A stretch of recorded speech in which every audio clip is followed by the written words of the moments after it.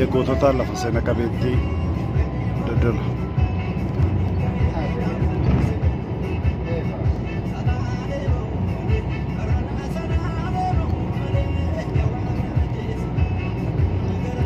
Lafa dijjee diriirtuu bareedduu fi miidhagduu irratti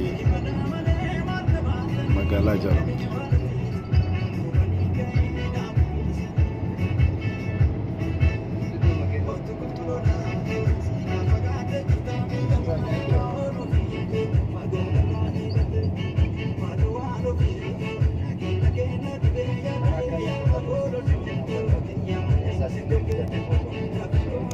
Qe'ee kana keessa gootota Oromoo hedduutu biqile.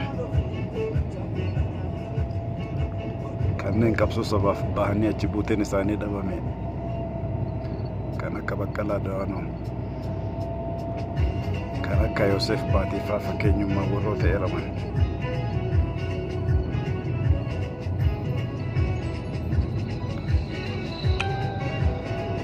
Magaalaan Dodolaas ta'e aanaan Dodolaa qabsoo diddaa gabrummaa gaggeeffamaa ture keessatti qooda bakka bu'iinsa hin qabne qaban.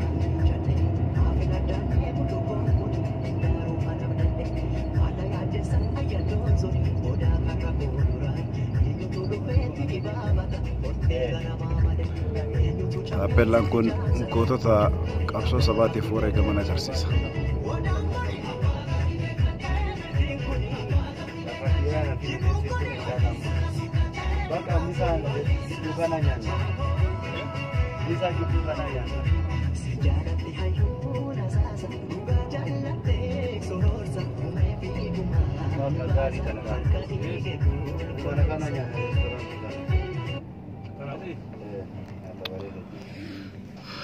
Galatoomaa.